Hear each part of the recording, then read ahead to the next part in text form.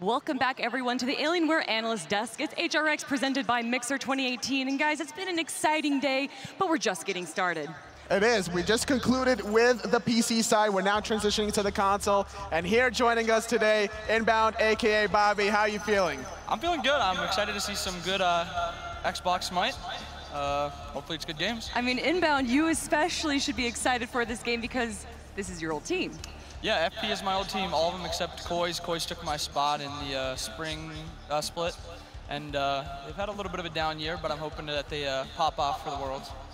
Well, tell me about these two teams and their matchups and how they've been playing against each other throughout the regular season. This is RvL versus Flashpoint, the second seed and third seed coming out of Xbox. They did not play in the spring LAN. They only played one best of two during the summer LAN, and RvL beat them pretty badly.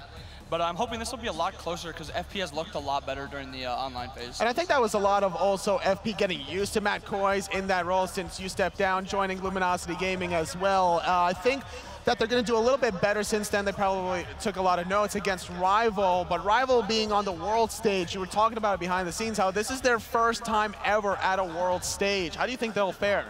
Not just RvL's, EU's first console Worlds. And I don't know, if I was them, I'd be really excited. I think the scene is really close right now. I think the PlayStation team was even pretty close also, even though Astral did beat them pretty badly. But I think all of the teams were pretty close together. If you're going to get beaten by a team pretty badly, though, Astral Authority is the team that you went to because they've really been the most dominant team in North America, even though they didn't win last year against Myth. Yeah, and it was some problems behind the scene for them because they were still a good team. They just didn't perform very well for that Worlds. Well, I'm really excited to see what Coach Joey from RvL has to say about this semifinal match. Thanks a lot there, Kelly. Hanging out here with Coach Joey, man. Honestly, one of my favorite personalities in the scene. You and your squad always come equipped, not just to win the games, but to have a good time. Talk to me about what this experience here at LAN has been. It's been amazing. Obviously, performing in front of fans for the first time is something new for the team. But these guys have always excelled under pressure, so I'm excited to see what they can do. I mean, I remember back in the day when we were playing in the old studio, and everybody got behind the Pentakid and what you guys are doing. Energy seems to feed you. Are you expecting more of the same this time? Yeah, it isn't the energy, it's actually the juice boxes.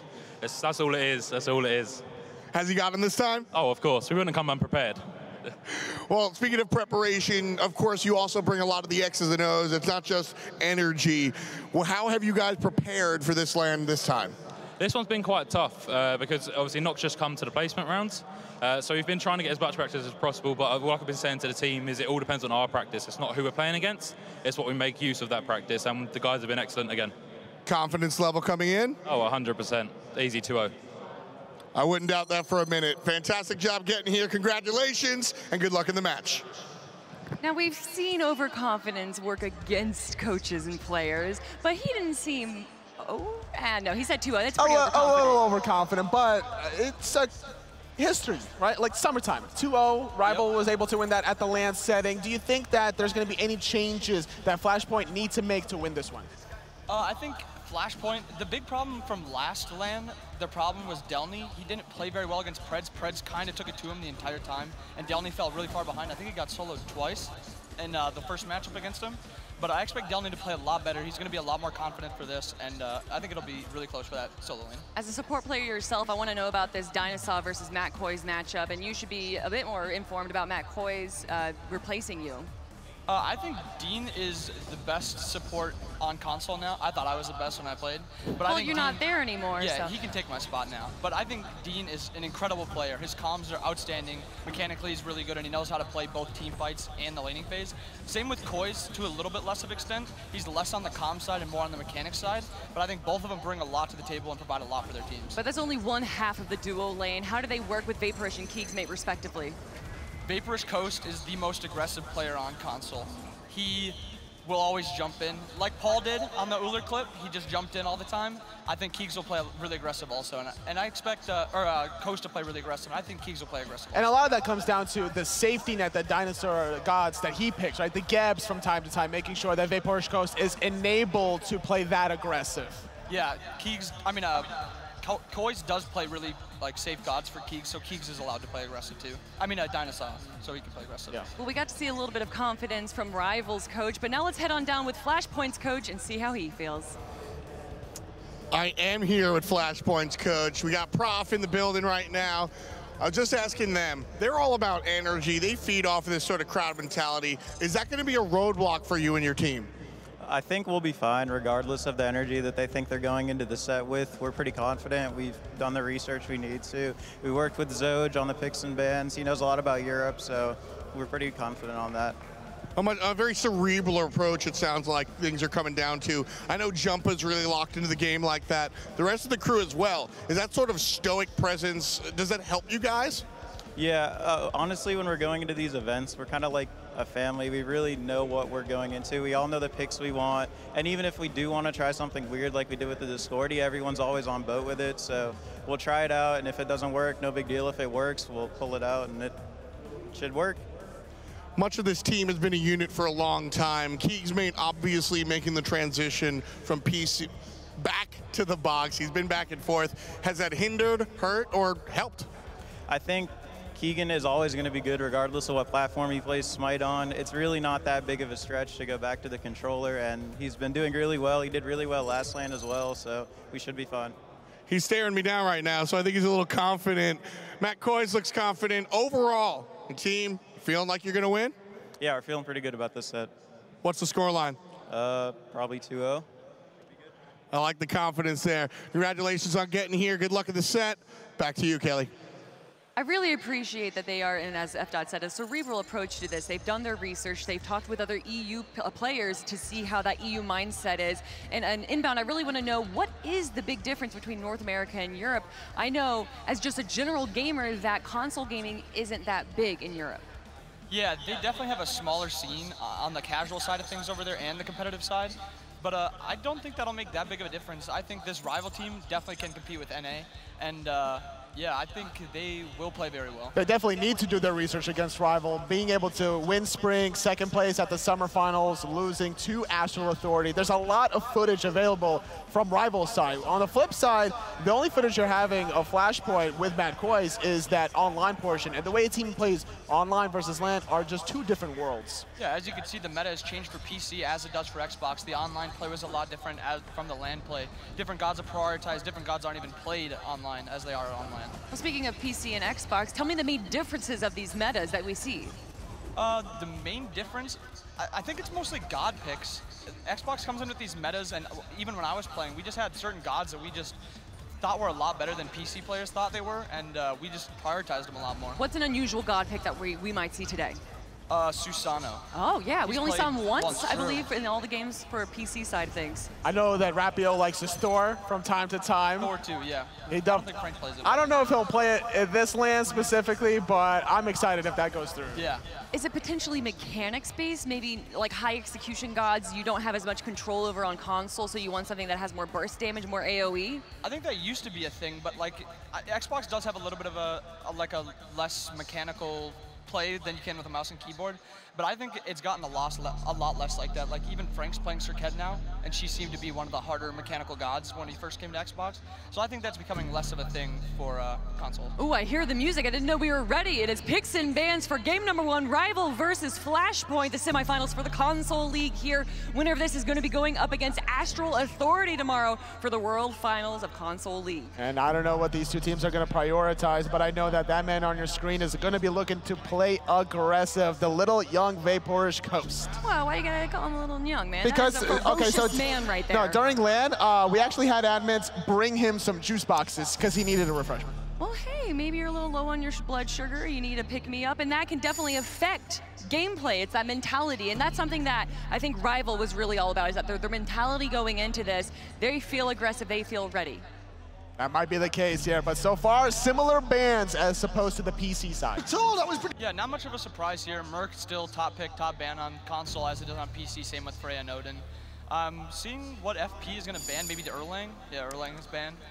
Rival could look for their early I don't even know. Pele is open if they really wanted to. That's a lot about the PC side, but knowing RvL's Rapio, he has a very flexible god pool. Is it possible that we're going to be seeing a Fenrir? Because Fenrir honestly has been the most contested god during the PC side of things. Considering that Rapio also likes the Fenrir, I wouldn't be surprised if it is first picked.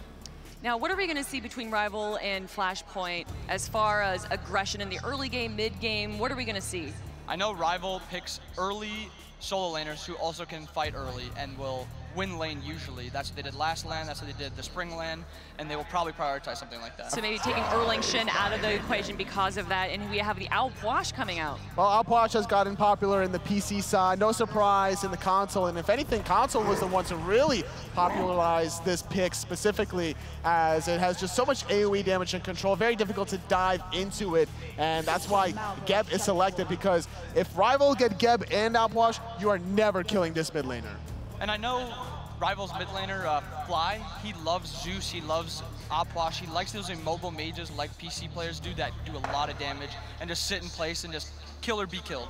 Smart pickup for the Dodgy after the fact, because you want to make sure that you remove some cleanses to allow that Powell out to actually pull members in. So taking Geb with the Dodgy, that definitely helps. But then what are we going to see in response? Maybe another guy, a Chiron potentially? It could be the case, but knowing Vapourish Koiz, Chiron, you don't want to be too aggressive with to start things off.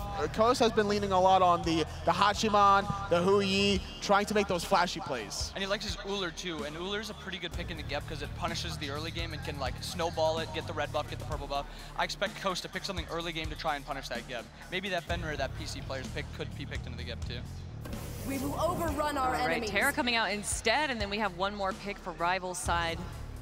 What would you like to see, Anatoly? Pele is still available. It's still a good goddess to be able to initiate, but Sun Wukong, it was demonstrated by Deathwalker that this god still has a lot of value. I mean, that's what you were saying, Inbound, is that they might want that early aggression, solo laner. What does Sun Wukong provide that? Does he fit that role? Yeah, he's mostly not looking to fight in the solo lane. He's looking to clear that wave as quick as possible and then rotate across the map. Wow, two sides of the same coin. Zeus in reflection of Puch here. Very similar gods. Before the secondary ban phase, if you want that immobile mage that has a lot of damage, it's now or never, because RvL would have probably opted to take it away. It's interesting though, because never mind. Raijin might just be a pick that we see on one team or another, but I think that he's a pretty dominant god and can even be... If you have enough control for setup, you might not need to play the Raijin, because you could just go for this all-out damage god such as the Zeus. So outside of Geb and Najee, you still have your solo laner of choice, and there's quite a few options that can play setup. It looks like Flashpoint heard you. They banned out that Pele. They don't want to see it, not today. And I know Krim likes playing these immobile mages with the Geb and the Khepri because he feels extra safe, and he can play even farther up because you know he has that cleanse and 600 shield that Geb will provide for him. And Ullr ban. Ullr ban. No surprise, actually, considering, well, actually, Keegs yeah, likes it too. Flashpoint has the next pick, so that's why. Even though Vapourish Koiz likes it for himself, you got to think like next level. Okay, they have next pick. Let's not deal with the Ullr. Looks like they're just banning ADCs right now. They don't really want to give them the best ones, but Chiron's still available. Rom, but Rom with those snipes might be a little bit harder in a console game. It's good cleanup though in general. Like if you have some sort of burst damage, but you're afraid that they're going to get away, especially knowing that Geb can save a lot of teammates, Rom wouldn't be a bad idea. Chiron getting picked for flashpoints. How are you feeling about that, Inbound? They're just going to protect the Zeus in the late game, and probably the Geb's going to be looking to shielding the Dodgy, I expect, while Chiron will peel for the Zeus, and then Zeus will, Geb will turn around and try to help out the Zeus. That training exercise is another form of cleanse that you can deal with. Terra blink engagements, trying to prevent some of that root action. Also, a little bit of sustain from the Chiron with the herbal medicine passive. So you think Flashpoint's going for the mid to late game here, not really the early game? Absolutely. Between this Geb-Zeus combination, it's just screaming team fighting in the late. It doesn't really seem like RvL's going for the early build, though. Picking potentially Hachiman, but just hovering over him and not finishing out their pick just yet. I would like to see Hachiman Artio, and then maybe run like Terra, Soul Lane, Sun Wukong, Jungle. It's such a tanky team. It is, but I mean, you have a lot of damage in the backline between Puch and Hachiman. Big front line for the Puch, allow him to free cast and not allow him to get dove that easily also. A Bakasura. Spicy pick, Bakasura. Baka Jungle could just bounces between camps very quickly. controls a lot of farming and has the even potential to steal camp. So if you're going to be Jumpahhh, you need to have vision of where Rapio is going.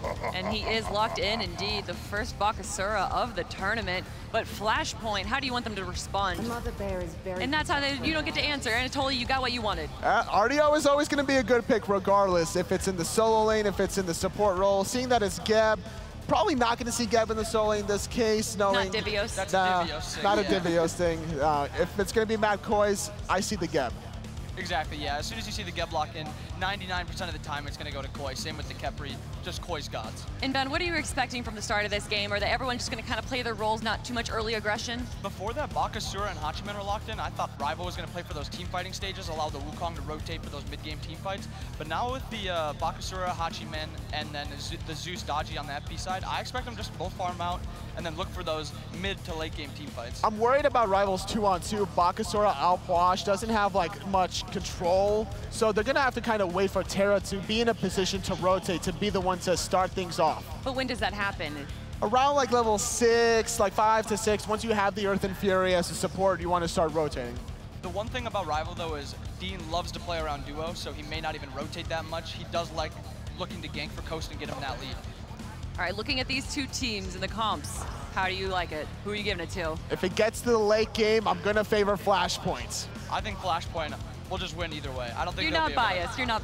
No, not biased at all. All right, we got 2 from Flashpoint here at the Alienware Analyst Desk. Casters, who do you think it goes to?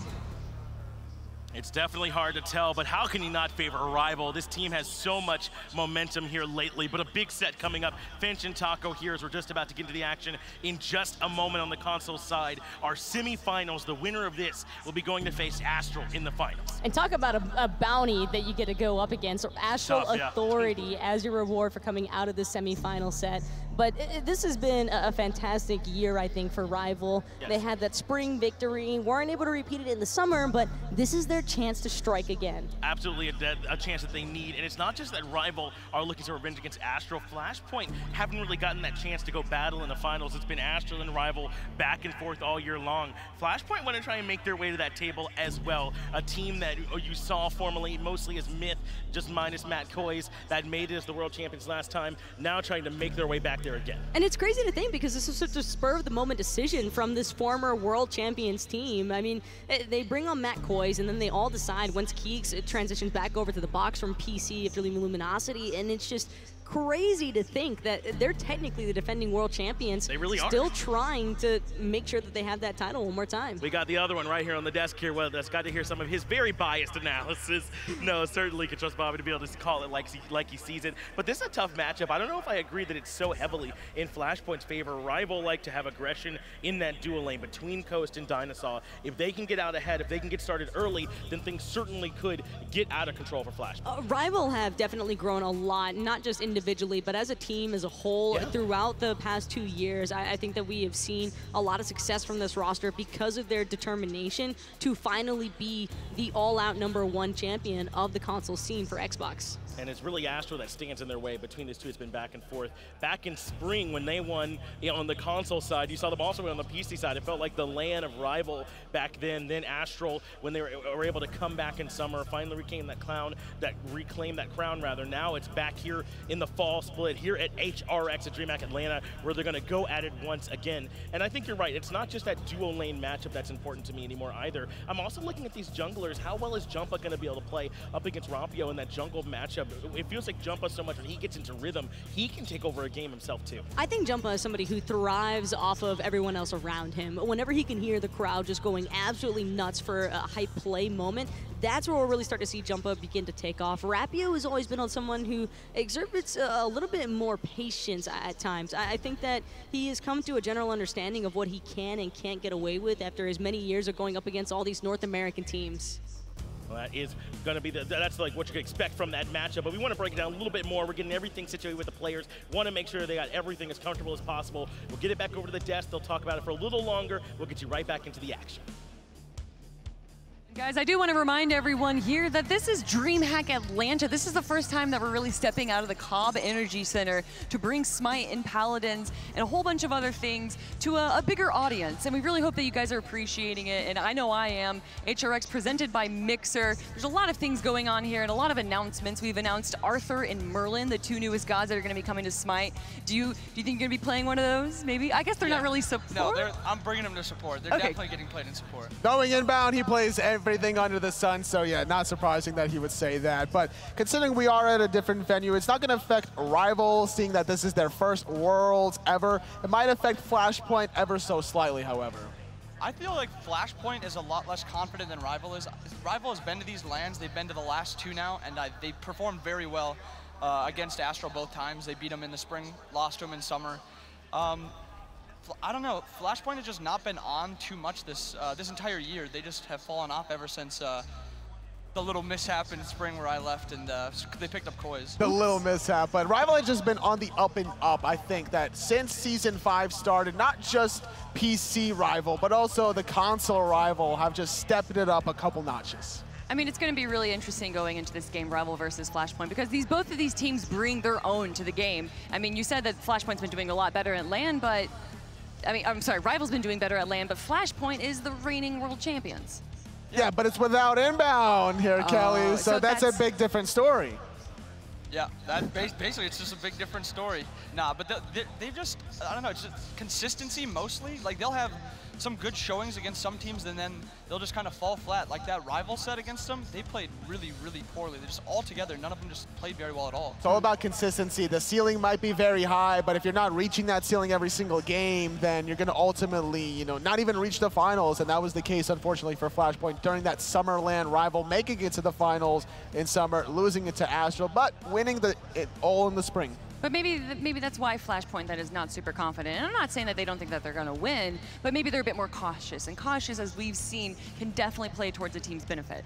Yeah, they're definitely a lot more reserved players. Each and every single one of them aren't very loud. They don't really exert this, other than Jumpahhh. I should add Jumpahhh out of there. Jumpahh's a confident player. But the rest of them are more reserved, and they just kind of like play back, let their play do the talking. Keegs won't really shout at you, but he'll taunt you in-game, and yeah, that's just kind of like their play style. But I do expect them to be excited to play, and they're definitely wanting to play. It's a good point that you mentioned that Jumpahhh likes to be confident. He really likes to dive all backlines to make those plays really happen. And that man on your screen right there, keegsmate, the hunter for Flashpoint, transitioning out of Luminosity from that mid lane back into the hunter position. What kind of play style do you think we'll see out of him? Keegs is like just wild with whatever he plays. He plays stuff that he wants to play, and it's not really stuff that's even meta sometimes. He did pick a lot more meta stuff this time with the Chiron. It's been picked a lot by PC.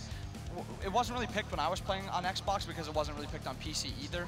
But he definitely can play almost anything because he did come from the mid lane, so he does play those mages. The issue I'm having here inbound is the fact that not that keegsmate is playing the Chiron, but Matt Koiz playing the Geb does lack a little bit of early game pressure, especially when it's going to be against Vaporish Coast playing the Hachiman. But DineOhSaw also playing a passive god in the Terra.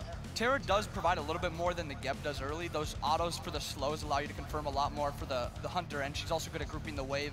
She can play for the buffs also if that's how they want to play, but I don't expect him to do that against that Geb. But we've seen some PC games go 20 minutes with only 5 kills in here. Is it possible for the console side of things, or do we see more high kill games on the console side? I think console plays a lot more safe. The PC players, usually the junglers on PC, want to get in and they want to like shuffle things up and go for those early kills, while Jumpahhh especially, Rapio a little bit less, but Jumpahhh will just play to farm early. He is on that dodgy. He's looking to get those 2-3 items before he goes for those fights, while Rapio is also going to be looking to farm with the Bakasura. So this might be a different game for Rapio because he does play that Ratatasker and he looks for those early games. It's all about the power spike items like you mentioned. On Bakasura specifically, you're going to want the hasten katana, make sure you chase down those individual targets, try to look for isolation. I'm not expecting the Bakasura outwash combination to start off early 2-on-2 aggressive side. It's more about what supports are going to bring to the table between this Terra and the Geb. I do appreciate your patience, everyone, but you do not have to wait any longer, everyone. It's game number 1 of Flashpoint versus RvL. All right, now it's time for us to get into the action. RvL up against Flashpoint. I appreciate you being patient with us while we bring you right into the action. And again, whoever wins this gets the luxury of getting to go up against Astral, who look very strong playing with Jumpahhh in the support role. But again, that is for another day tomorrow. Today it is the game between RvL and Flashpoint. And can either one of these teams, which one is the one that's going to be able to find a way to get this victory? Either way, Finch, I am loving both of these team compositions because the power spikes come at different periods of the match, and I'm really curious to see how each side chooses to respond to those. As far as early game is concerned, you'd have to give it over to RvL for the most part. You've got Rapio on that Bakasura. Fly as well is going to be able to exert a lot of damage with this outwash, and I'm just not really certain that Vaporish is really all that concerned about keegsmate like some of these other hunters have been. No, not at all. Vaporish Coast has never let whoever's standing across from him affect him unless he knows a specific directed taunt that would be effective against them in particular. Then maybe he might have some concern, but aside from that, Koiz is just playing his game, and it very often works out for this RvL team. One thing that I do think that is worth watching, though, is how Jumpahhh is going to be able to try and punish Fly. This Palau, in particular, against the immobile Outwash could potentially cause some problems. Delnyy has always been one of those go-to picks anytime a mid laner doesn't have that CC immune ultimate. For that exact reason, you want to be able to deny them the leisure of free casting from the back line. If you've got this Delnyy constantly harassing your mid laner, that's going to force somebody like Predators to have to pay note to see whether or not they can actually cut Jumpahhh off from that. But again, leaving part of your backline exposed if you're forcing a front liner to pay attention to the enemy jungler. And that's one more matchup. I'm so glad you brought up Predators because, I mean, I know he wouldn't want me to bring it up, but the last time they were at LAN, my man caught the hands pretty hard from Wolves in that solo lane. It was rough, just game after game after game.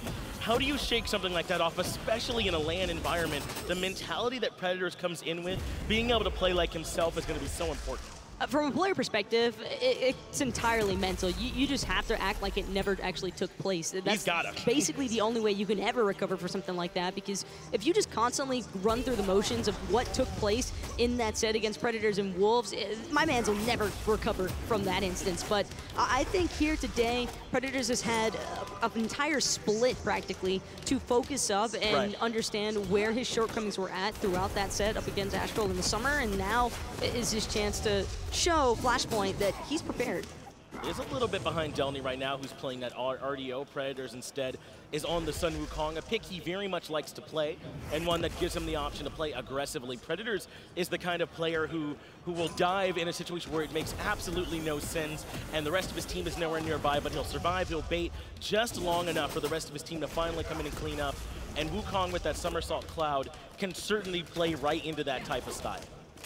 Well, I'm mostly keeping an eye out for this duel lane. I know that we don't like to talk about Vaporish Coast all the time, but it's Vaporish versus Keegs. This has got to be one of the most anticipated Hunter matchups in quite some time here. And this is only the start, too, for these young Hunters. It absolutely is. The Pentakid, a name that Vaporish Coast has absolutely earned, his pop-off at LAN, and ever since, he really hasn't slowed down. And really what's made this RvL team so scary is that it's not as if they're reliant on Koiz, like they can't do anything without him. It's that the team is really good, and also Koiz could pop off at any moment. It's like this extra plan just in case something else doesn't work out that they have in their back pocket. Right now, though, seems as if Flashpoint are able to keep Coast and DineOhSaw a little bit more confined to their tower line, but feeling a bit more adventurous, trying to step up. Geb and Chiron can be a pretty difficult dual lane to try and look for any early kills on when you have the Terra on your side, because Hachiman, for as aggressive as he might want to play with the IE Jitsu, even if he connects that stun, the kill potential is still fairly low. Yeah, that's what a Geb can do. It might not give you a lot of pressure in the actual lane matchup, but you're right. That safety factor is hard to deal with. And once this Geb can comfortably make it to the late game, it very much reduces the options, even for Rapio, even for Koiz, to try and take down some of these carries. He's so good with the shield, with the shockwave, the cataclysm, at all these options to peel for his carries. I'm expecting this to be a heavy focus towards early game confirmation on the buffs, and then afterwards, Rapio to start maybe looking for some of those early respawn invades to try and get a little bit more of an advantage to RvL's duo lane. I want to see this Bakasura trying to abuse that Devour Minion ability, because if he's able to strip away a couple of cycles, it's not so much the experience gain as much as I'm looking towards the map control for RvL. not too surprised that this is what we're seeing. They're giving the red buff over to Coast. They've done it twice now. This is the second one they've given over to him, whereas much more traditional, Crimson's keeping the red buff for himself. And this is just something that RvL likes to do, give Coast every advantage over there in that duo lane, because he's the kind of guy that once he can get a lead, he never lets go of it. He's a young guy, and it feels like all he really knows is just how to dominate a duo lane. It's not even just the advantage for Koiz in the dual lane, but a Fly on the outwash, you're never going to really outclear the Zeus in the mid lane. You already know that Crimson's going to have the upper hand in this matchup, so you may as well allow your Hunter every single possible advantage to get a lead, because one developing out of mid, not as likely as one coming out of the duo. And we've got our ultimates online now for these junglers, so those mid laners have to be careful. And what is this? Our flashpoint, considering perhaps trying to go with an only gold Fury. They're certainly right here for the moment that it spawns, and I don't think that anyone on RvL are recognizing this. The gold Fury now has been pulled, but now Team RvL are starting to poke their heads in a bit, and I think that might be the end for Flashpoint trying to sneak this one away. No, or not, Finch. I think you might have been okay. No, you were right the first time. They just wanted the oracles afterwards. I thought for a second there, yeah. Four-man grouping so early on. I think after Koiz took a couple of hits out of the Gold Fury, might have realized that this is a little bit too much for us to go for right away, a little bit too ambitious. Ultimate here largely just for trying to get some extra clear, but they might pay for it as the Earth and Fury ends up coming out in Coast. Who else finds first blood on the Matt Koiz? RvL already on the board. Blinking from Jumpahhh, but it's gonna be for nothing. In the end, it's just RvL coming out with a free kill onto Matt Koiz, abusing this gap for his low survivability in the early game. And that's unfortunate. I gotta think Keegs was using the ultimate there early on to try and clear the wave out, but if they could have had that for the actual fight, who knows if that could have made a potential difference and tried to help keep Matt Koiz alive. But unfortunately, it is the Geb that ends up taking the early spill. Now it's RvL that, off the back of an early gank in dual lane, get off the ground running here first in this match. And isn't it just, Coast didn't even do a whole lot in that, but isn't that just how it works that the kill ends up going over to him? And that's exactly the way it should be, though, at the very start of a match. RvL, if they can give Coast first bloods every single game, I can assure you they will, because they know that he will use it at every possible opportunity to try and bully Keegs away from this dual lane. And having that kill advantage is not necessarily a guaranteed experience lead, because as you can see, it's Keegs who's actually leading with level 7. And they have a difference in the build path they're going. Keegs electing to go right into those boots right away to give himself extra mobility, whereas Coast has slowed things down a bit. He's got the Devourer's Gauntlet and is working on his stacks. I wouldn't be surprised if Coast wants to go into the Transcendence. It's just going to be a much later spike from him as opposed to Coast. As soon as those boots are online, he'll be swimming. I like this, though, from Vaporish Coast, because Chiron having that masterful shot, as long as he gets a single auto attack, Keegs is going to be able to poke out Vaporish. So having the Devo Gloves for sustain in the long term, I think, is probably going to favor this Hachiman a little bit better than the Chiron, but Keegs probably just looking for initial burst damage to try and better assist Flashpoint or Jumpahhh as he's looking for the dive commit. I imagine we're probably going to end up seeing, as we've got the Bakasura here, the Hasten Katana into the Atalanta's bow, a discussion we've had numerous times. We'll see if that is the path that Rapio wants to go, as he's already got the Ninja Tabai as that first item, wants to make sure he has as much attack speed as possible. So, hey, maybe I wouldn't be surprised if that one comes out. Oh, Rapio now going a little bit deeper than Delnyy might have been bargaining for. Delnyy trying to confirm his own blue buff. Doesn't look as though Rapio's interested in contesting. It's going to be a steal, though, from Predators with the Jingo Bang. Comes in at the last moment. It drops down the cudgel. Got to be frustration there for Delnyy, rather, as Predator sneaks in at the last moment. He might have been a little bit preoccupied with where Rapio was, but it was actually the Sun Wukong, and there's a gank in dual lane. Coast could be in trouble. Has to use the mounted archery to get away from the pull, but that is not all. Rapio has the dive on the Crimson underneath the tier 1. And it was nearly a 2-for-0 exchange there in the mid lane. Vaporish Keegs still trying to play aggressive. They know they just lost their mid laner with Crimson being dead. Rapio just not able to rotate in time, and it's going to be Vaporish falling down. Unfortunate. RvL aren't able to leave that fight unscathed. Jumpahhh and keegsmate knew the second that Crimson went down, the all-in has to go forth. And they're able to catch down Coast. Remember how critical it was that Jumpahhh earlier on in the game had been able to take down that mounted archery by using the Palau, forced him to use that ultimate to get away and get some kind of CC immunity. That means when they dove him that second time under the tier 1, he was so much more vulnerable. A lot of the safety that Hachiman has relies on that mounted archery, and this time Flashpoint baited out and then go in for the kill. Still not a significant enough lead for Keeks to really profit all that much off of it. I think once we start seeing a 1.5, 2 level experience gap develop between the Hunters, that might be when RvL decide to pay a little bit more attention towards duo. But for right now, I actually really like that move from RvL because they understood with Jumpahhh ganking the duo lane and looking to dive Vaporish in the T2 with the Powell out, they had more than enough time to fully commit onto Crimson. Predators takes a bit of poke over here on the solo side, but in the end he should be okay, and everyone's able to fall right back. We saw that blue buff invade last time. I wonder if RvL want to try and be there for it one more time, now that they should have the timer and a good idea of when that's going to come back up. Rapio is on this side of the map, and Jumpahhh is not. This could be an advantage for them to try and strip away this blue buff from the side of Flashpoint. Rapio, though, hugging this wall corner. He wants to pay a little heads up to Delnyy, let him know that he's still hanging around in the neighborhood. But Rapio going straight for this blue buff, and Delnyy already knows what's going to happen next. Devour minion, and that blue buff is all Predators. Absolutely goes in favor of RvL, and unfortunately Flashpoint weren't able to get anything in that time period. If Rapio is going to sit around there for a little while, and he did, he came to help out with their own blue, then went up to the blue on the Chaos side, then Flashpoint has that opportunity where the jungle is missing off the map, and maybe they can move forward and get something done, but unfortunately they can't. That's just a win for RvL. Nice job there from Matt Koiz to ensure that Rapio doesn't get away with stealing all of those back hard pieces. Believe it was the big one that Koiz actually managed to confirm with the knockup, so that's going to be fairly useful because it keeps the timer in control for Jumpahhh. Jumpahhh now will probably be able to respond a little bit better there to prevent Rapio from continuing to build up a free lead, essentially.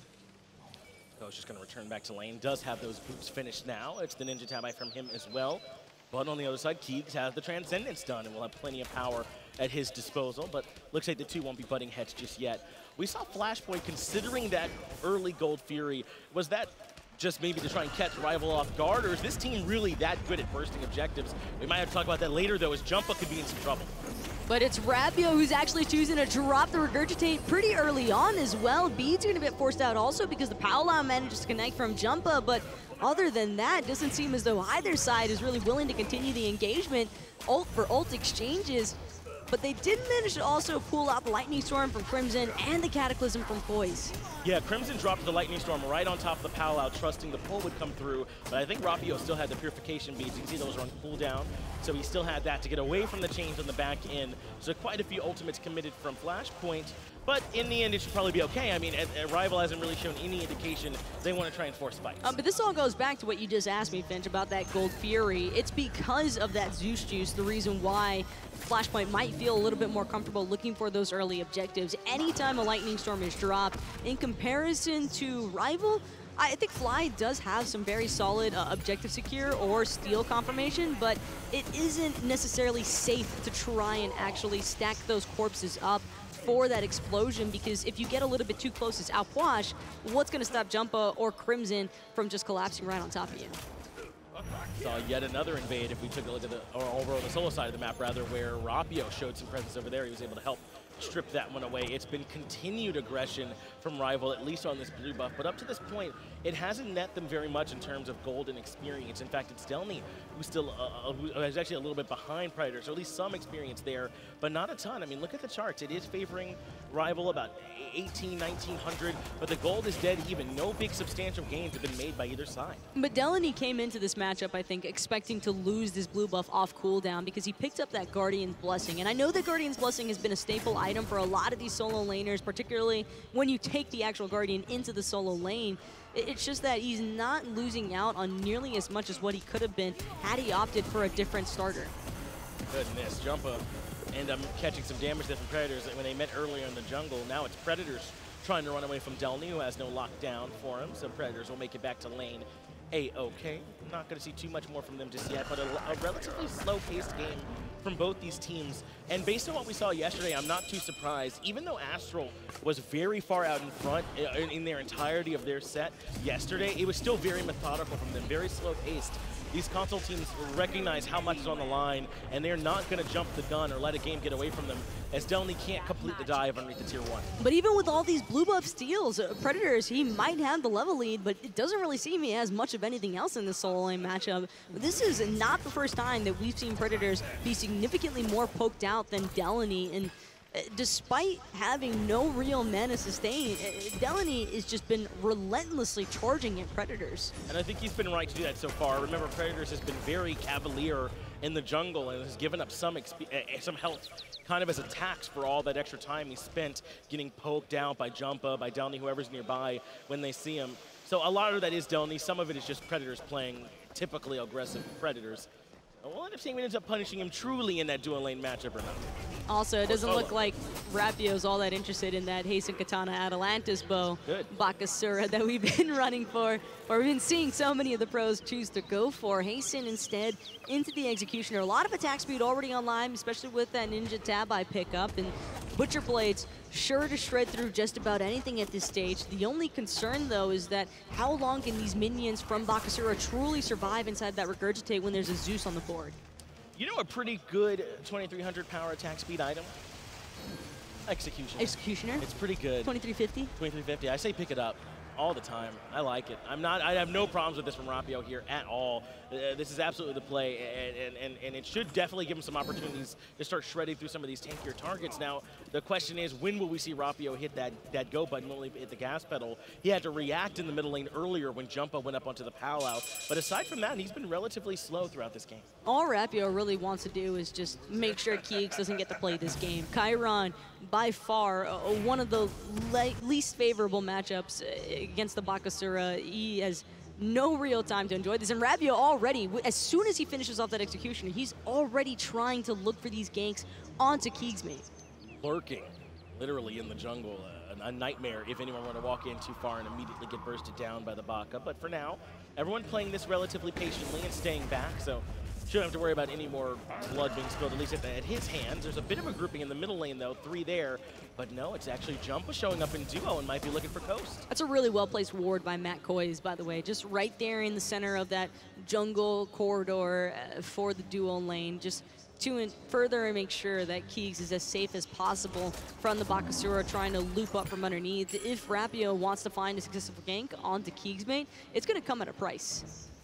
And I know there's a lot of big Flashpoint, or rather rival fans out there, but I don't want you all to think that this one is a foregone conclusion and Flashpoint are outclassed or anything like that. This team has been the only one really going toe-to-toe with Astral in North America, the only ones that it feels like they're able to regularly give them a run for their money. So now with Flashpoint going up against the other top team on Xbox right now in terms of team rival, I'm not surprised they've been able to hold their own against them so far. This game's still virtually deadlocked almost 17 minutes in. And you have to keep in mind, RvL have also been getting a lot better practice over in Europe as opposed to former or previous years, because they've taken what they've learned from playing against these North American teams so often by qualifying for these lands that they started actually sharing some of that with the other European teams in Xbox. And I think that it's awesome to see how healthy a scene can be and how much it can grow and develop whenever you have leadership from members such as RvL. Well, Blink in Cataclysm to get things started, and Rapio quite quick on the beads, able to make it out of there without any trouble. That is the Blink and the Cataclysm down for Koiz, but beads from Rapio might be a better bounty, but only if they're able to punish him inside that window. Remember, he does have some CC immunity on the ult at the very beginning, so he might not be that vulnerable.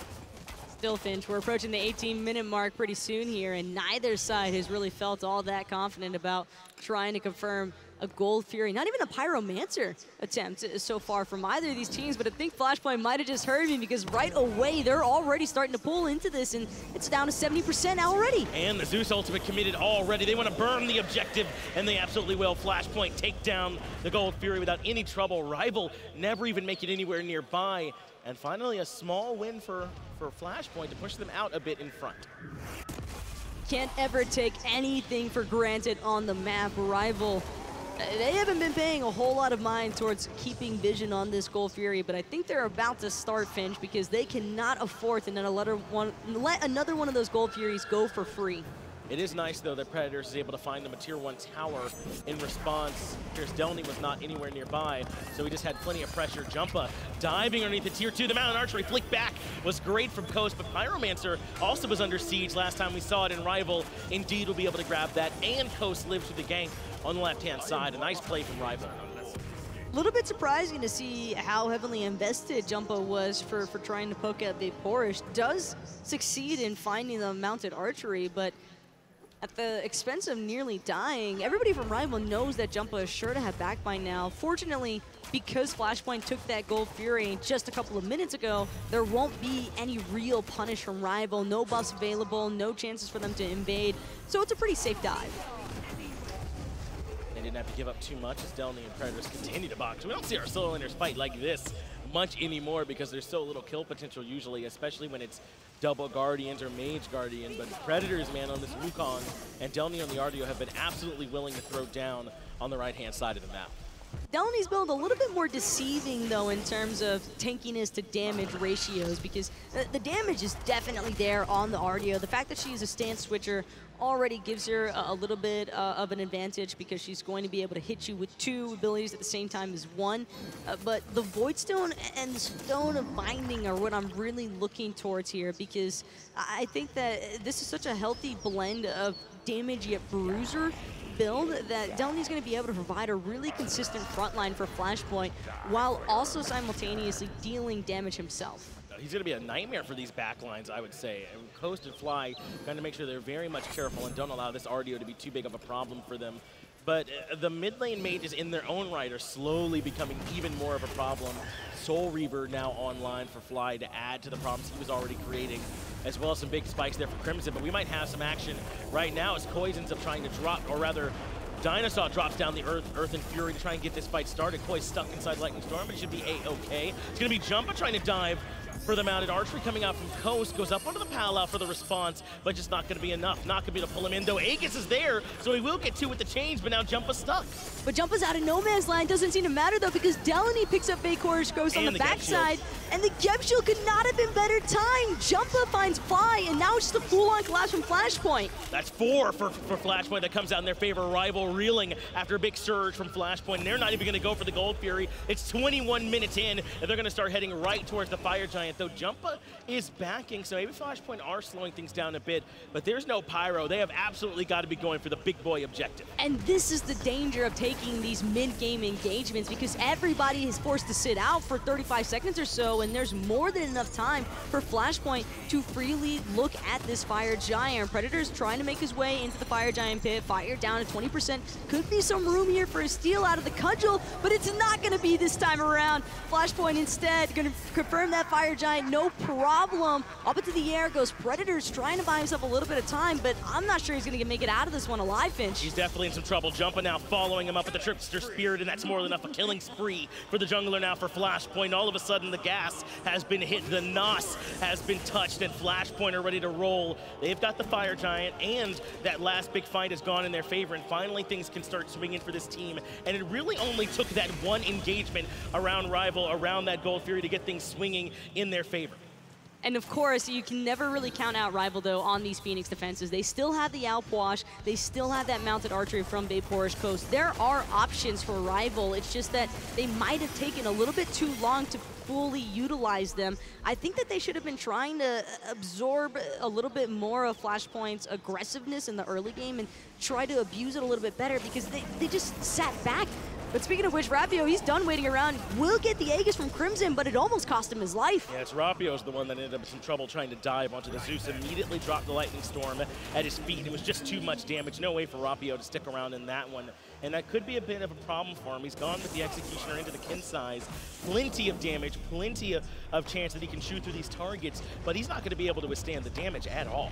And the problem is, no one is really available to try and force out these relics consistently from the carries from Flashpoint. It's really only Rapio who's had any opportunities to look at Crimson, to look at Jumpahhh or keegsmate, and most of the time it's been unsuccessful, and that all just winds back to the very start of this match where RvL seemed like they were beginning to take off with a couple of those invades, but then they kind of just dropped off. Second Gold Fury now for Flashpoint, and it's time for them to start their siege. Plenty of towers still to be farmed, but the tier 1 just goes down. There's still the tier 2 in duo and in the middle lane, and the Phoenix as well for them to start burning through. But RvL don't want to let these tier 2s go for free. They're at least showing some form of defense to slow down the Fire Giant push, though there's plenty of time and no real reason for Flashpoint to rush. It's just a heat check from RvL. Whether or not they can fend this T2 is irrelevant. All they're really looking to do here is dish out a little bit of poke and kind of remind Flashpoint, hey, these Phoenixes are not going to go down for free. These towers possibly aren't even guaranteed. And they've got an op-wash. They're very good in these defensive situations, as the first one in is Koiz looking for the Cataclysm, and the damage there from Crimson right over the top with the ultimate. But RvL surging forward are going to pay for it. Rapio, the first one to fall, and right behind him, DineOhSaw Keegs finds that one, but Fly at least gets the return the favor by taking out the Chiron. Unleash the Crypt just a little bit too powerful for the moment, but speaking of powerful, Crimson's gonna bring down Predators. Beautiful Delnyy, just too deep for the Sun Wukong, all by his lonesome. Did a great job making sure to keep Crimson away from that fight for a while there. Even forced out the Lightning Storm a little bit preemptively, so this next Phoenix Siege might not be as easily served, but it is only Fly and Vaporish left to play defense. Flashpoint with 4 members still strong, but they do not have keegsmate. That's a lot of their damage against these structures. But if they can make it in this aggressively, it might not matter. A gets forced out from Coast early. EI Jutsu not going to get him far enough away, and a rampage now for Jumpahhh on this Donji. Left side Phoenix should fall easily to the damage from the jungler. And Flashpoint, man, they blew the game wide open with that fight on the left side near the Gold Fury, and they have not looked back since. And the other problem, too, that's beginning to arise is that Team RvL have been in a constant state of staggered respawn timers for the past 4 minutes now. Every single time Flashpoint have made these sieges, it's been into the 4v2s or the 4v1s. There's just never any real opportunity for a true team fight to take place. Even on that left side T2, when Flashpoint were looking to make their siege, Predators was the one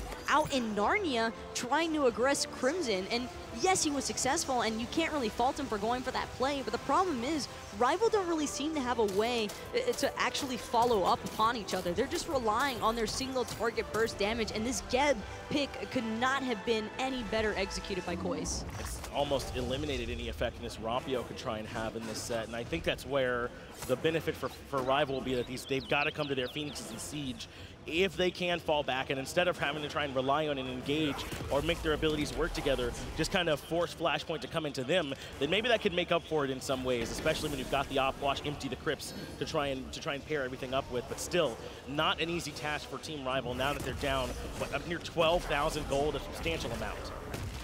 And when it was just the experience alone, a couple of levels too, you can usually make up for that with these tower defenses, but RvL right now are just falling so far behind in the itemization that Flashpoint have such a massive advantage when they're looking for the objectives. I don't even think that RvL are going to look to contest on this next Fire Giant because they're all under the understanding if they go anywhere near that pit, they just die with it.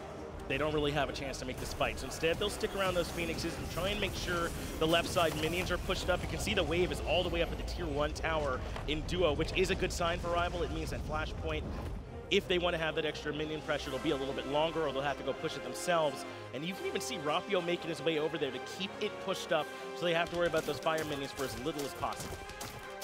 All the time that they can buy. That's really the only choices that RvL have left. I like that T2 defense, though, because Fly was able to dish out quite a lot of damage with that Unleash the Crypt, so picturing that underneath the Phoenix could fare a little bit better there for RvL. I think they might have gone a little bit too gung-ho with that T2 defense. It should have played more reserved for the Phoenix defense. There's definitely a chance they stepped a little bit too far forward there. It got a bit Icarus as they flew too close to the sun, and now they're crashing back down, but can they slow things down and give themselves an opportunity to restabilize? That's kind of the question. As Rapio's elected for this Spirit Robe now in the build, we were just saying he gets burned a little bit too quickly. Perhaps the Spirit Robe can try to help cover that gap a little bit. Normally, I would be on the same side as you, Finch, but still, I think the main issue that Rapio is going to encounter every single time he looks for one of these carries is the Zeus. Unless somebody can keep Zeus away from the action while also not dying to him at the same time, I don't really think that Rapio is going to be able to have all that much of an impact.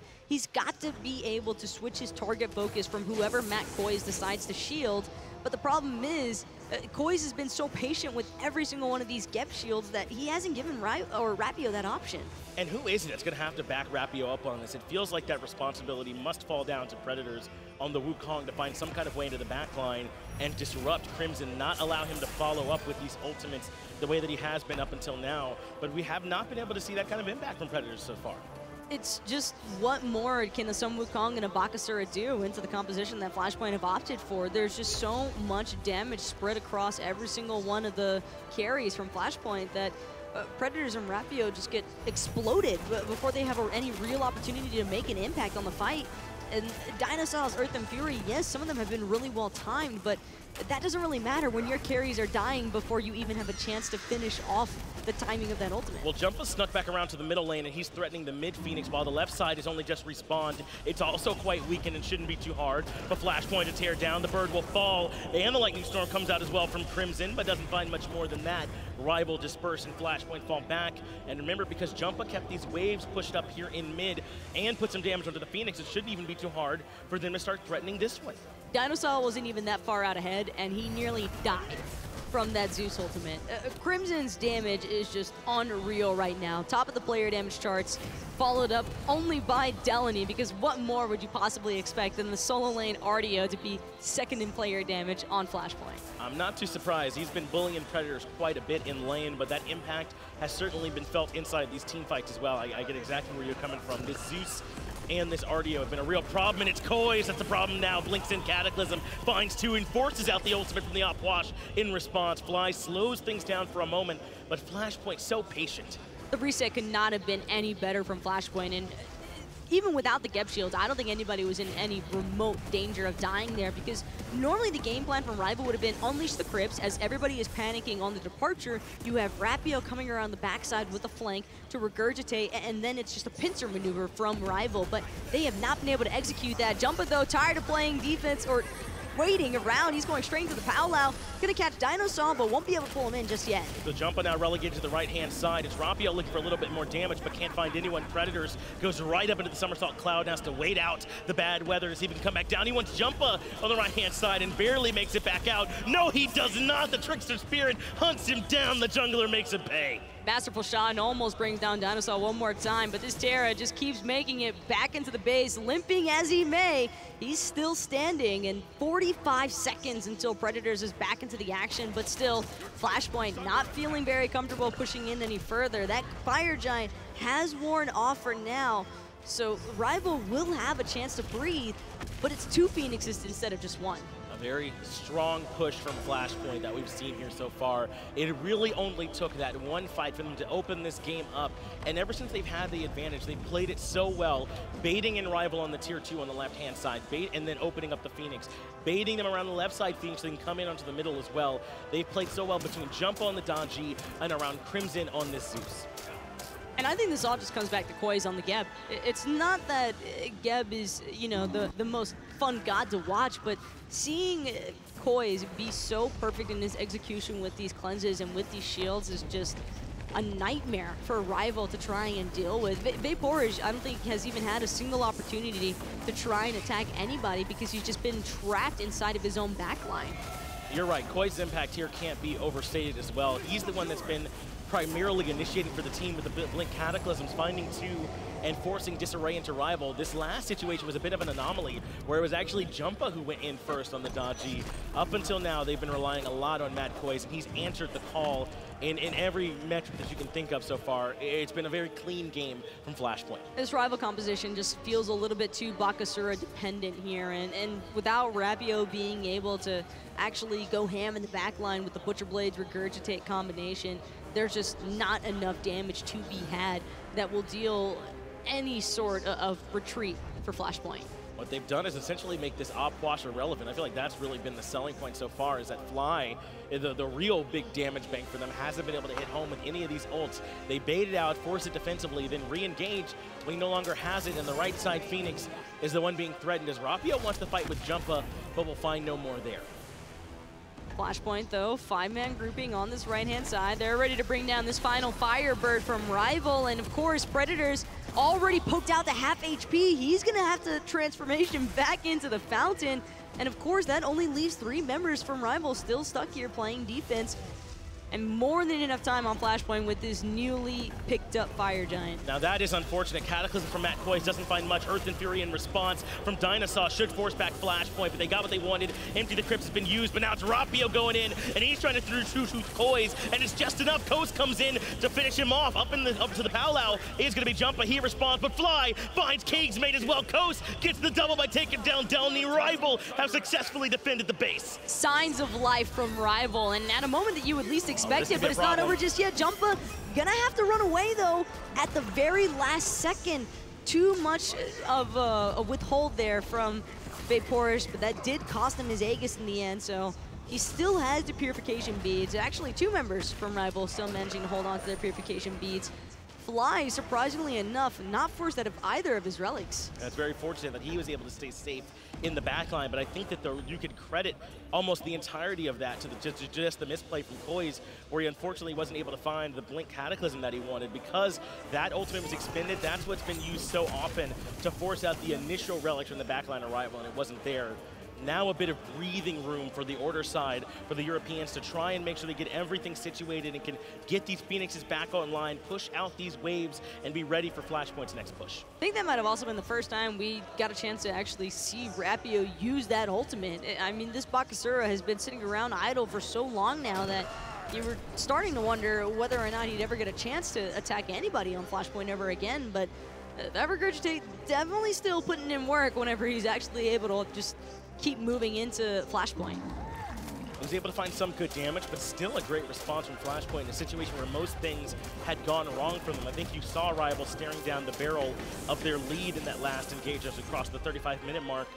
In fact, might have stepped a little bit too far forward here from RvL. They now are falling back, trying to clear up these waves. They've got their mid-Phoenix back and standing tall, but for how long? Flashpoint have regrouped and are ready to threaten yet again. Another wave of fire minions as well to help out Flashpoint on this mid-Phoenix re-siege, and just like the first time, it's going to go down pretty easily, and that's not the end of it either. Flashpoint Cataclysm off the mark, though. Blink at the center of nobody, but look at how low this Titan is. Immediately Fly drops the ult, but it might be too little, too late. Flashpoint barrel into the Titan room, take it down, and claim game 1. Already RvL a bit on the ropes.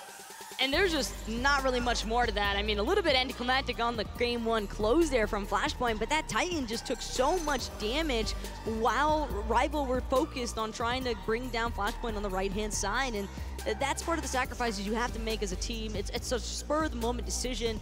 I think that RvL really had no other option than to look for the clean Dia side. Because they weren't able to find it, they lose their left-hand Phoenix to the Fire Minions. Those Fire Minions then begin to stack up one more time and just take too much of a chunk out of that Titan. And I think the question now for RvL becomes, are you okay with a game decided by essentially one fight?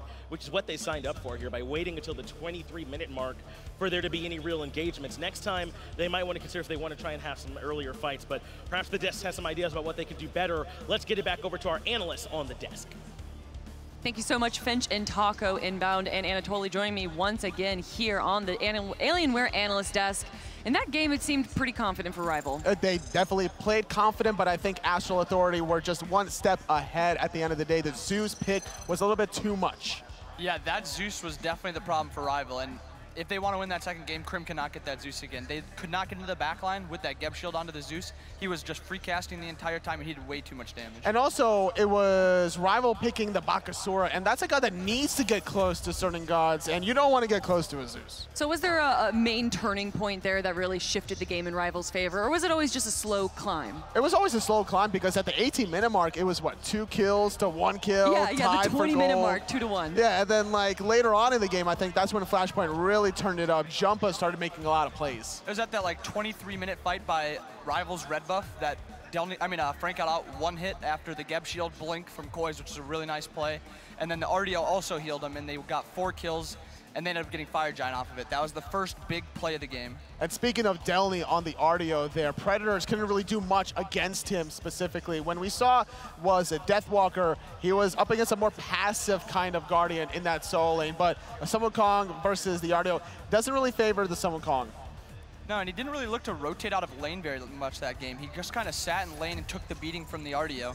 Unlike last LAN when Delnyy was definitely getting beat on by Preds definitely took a more passive approach and was getting beat on and just kind of took the brunt of the damage and didn't really do anything in the late game team fights. Jumpahhh was definitely in the presence of the backline between the Blink, between the Trickster Spirit, and I think that it was also a lot of Koiz enabling that, because when you got a Geb shield after going in like that, that just gives you more confidence to go for it. We even saw that in the early game, Jumpahhh going in, blinking in, 1v4ing essentially, but his team always had his back. When he jumped in, they were right behind him.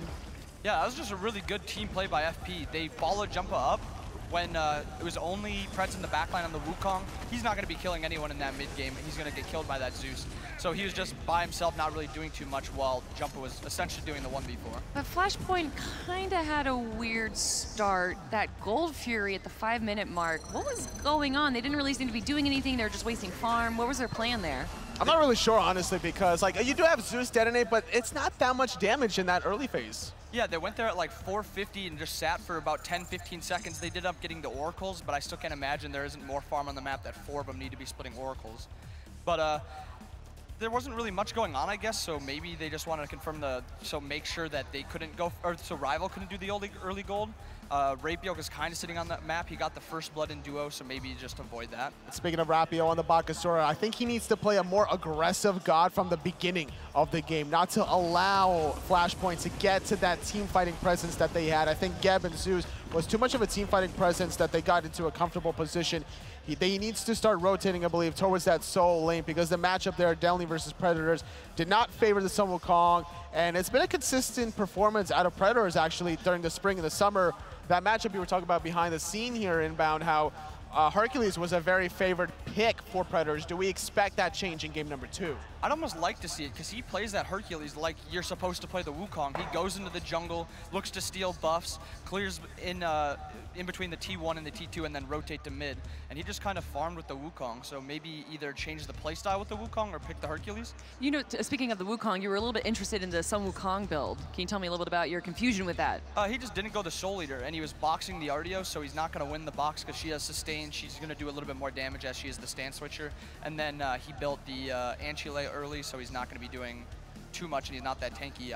I just didn't get it. I like the Soul Eater. I like the Soul Eater too. Anchile makes a little bit of sense because you're going to disrupt that channeling beam, so you're not going to affect the root, but you're totally correct. When you're dealing with any god that has sustain, let alone Artio, if you don't have the Soul Eater, you're not going to win those exchanges in between waves. Your priority at that point should be just to clear the wave, make the impact in the team fight, or make the impact in terms of proxying, invading blue buff, invading back camps.